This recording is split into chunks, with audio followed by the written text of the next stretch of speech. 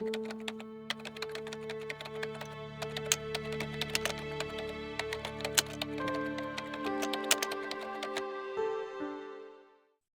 of all, thank you to the organizers for this important event. I think it is time to discuss discriminatory legislation, in particular nationality laws. As UN Women, we work with the CEDAW committee, with the Working Group on Non-Discrimination Against Women and Girls, with the special rapporteurs, with all the treaty bodies. But let me share with you that more than 2.5 billion women and girls around the world are affected in multiple ways by discriminatory laws and the lack of legal protection.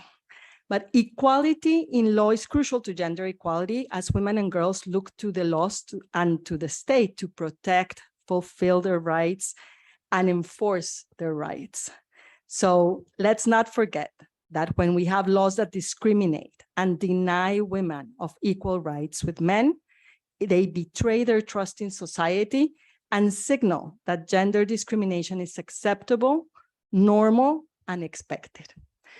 Abolishing discriminatory laws is one of the targets of Goal 5 of the SDGs, as you all know. But more than that is the feeling of women that they are left behind, that they are often permanently excluded from the benefits of development, as we have just heard. And therefore, ending discrimination against women is essential to building prosperous and peaceful societies. Nationality laws, or the equal ability to confer citizenship, are paramount to women's status as citizens and as members of their own families. When a state allows gender discrimination in its nationality laws, it's implicitly endorsing the notion that women are inferior or possessing second-class citizenship. This is a priority area of UN Women because nationality rights are the first step to a whole host of other fundamental rights, not only for women, but also for their spouses and their children. Unequal rights can, for example, limit women's access to essential services, place restrictions on mobility and employment, and affect decisions regarding where they live related to their sexual and reproductive health and autonomy. The inability to pass on citizenship to children and spouses, therefore, puts huge financial, psychological, physical strains on families, which can result in an intergenerational spiral of poverty, destitution, and disempowerment.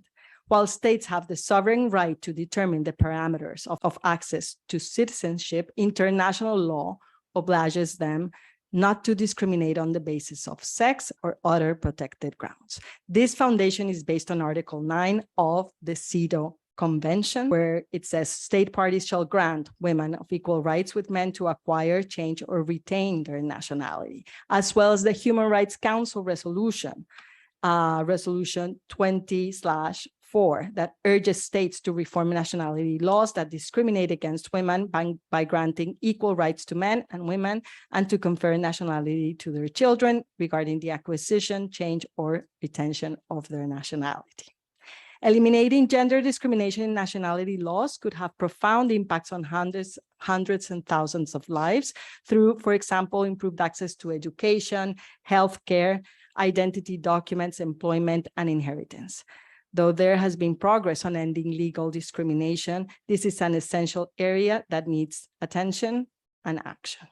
It is a first step that can lead to many more positive developments, not only for women, but for the whole of society, and moves us closer to achieving our goals of gender equality and empowerment for women and girls.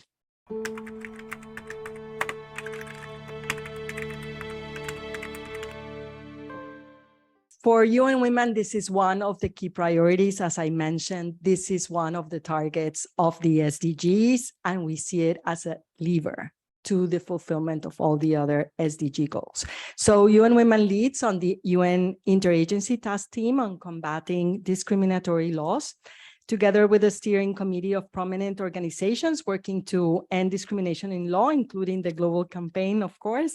UN Women leads the Equality in Law for Women and Girls by 2030 initiative.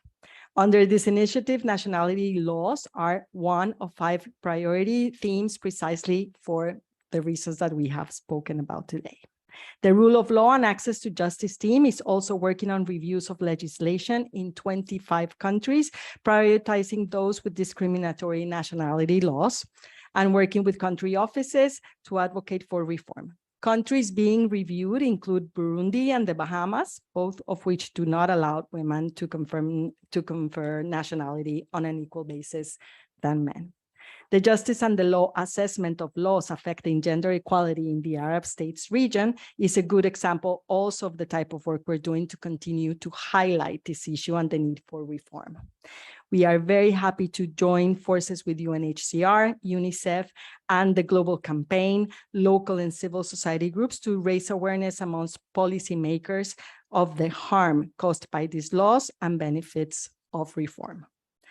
In short, we're very committed to working with the Global Campaign, Catherine, of course, with our partners from the UN and with NGOs that focus on gender discrimination in nationality laws to prevent and reduce statelessness. Please count on us.